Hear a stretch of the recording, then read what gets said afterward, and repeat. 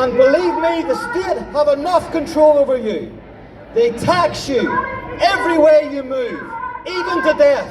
And now they want to control you everywhere and every way you move. The digital ID is not some harmless card in your hip pocket that you can show authority when they request it.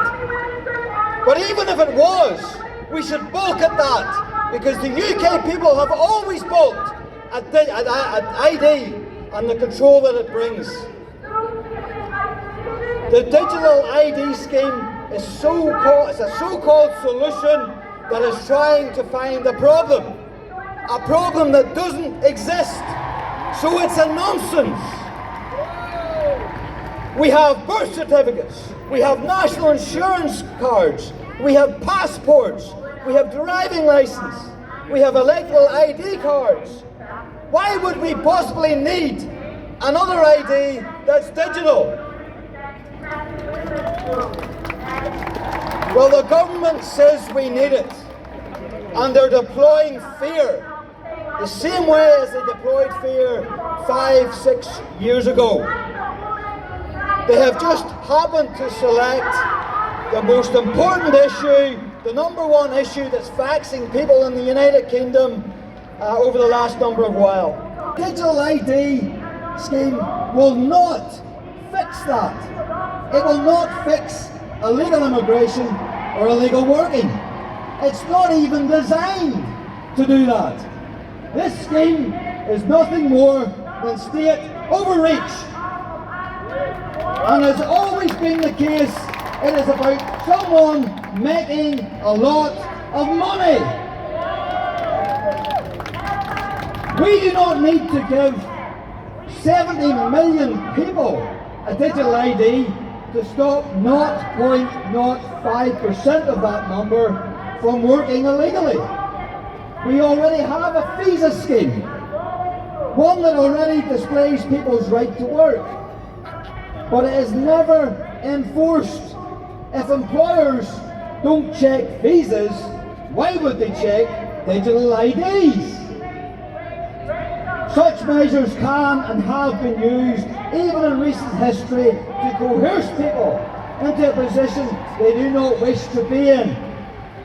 They enable the state to widen the scope to cover all other aspects of our lives and control it. They wish to control what people can and cannot do, and digital ID will get that for them. That is what vaccine certification was during the COVID period. They created a lemon us society. They stopped us, those who wouldn't be vaccinated, those who didn't want to comply with discrimination schemes. They stopped us entering coffee shops, hotels, premises. They even threatened to stop us working. That's what vaccine certification brought, and that's what digital ID will bring. I warned at the time, and it was a lonely fight, and I know I stood with a lot of you guys here, even in this setting, to fight against vaccine certification. And it's right that we fight against digital ID too, because it's the same evil.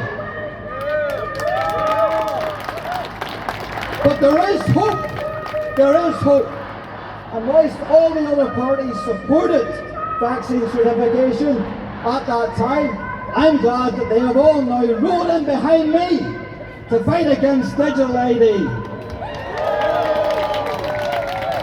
I can't see the logic in their position, why they support one and then not the other, but I'm mightily glad that they have caught on. And I'm glad for any support that they can give us to fight this evil. Remember, the government now have said that we're not going to make it mandatory anymore. It's going to be voluntary. Well, there's still evil in that, folks, and don't believe a word of it. Remember that Keir Starmer, when he did his big social media post promoting this, he did it in a bank, of all places. Remember? He said, for everything other than proving we've got a right to work, it won't be mandatory. Really? Needing it in order to work is a pretty big deal. So if it's mandatory for that, it's mandatory for everyone who is of working age. He goes on, you don't have to have it, but you can use it for anything that requires identification, and there are lots of things.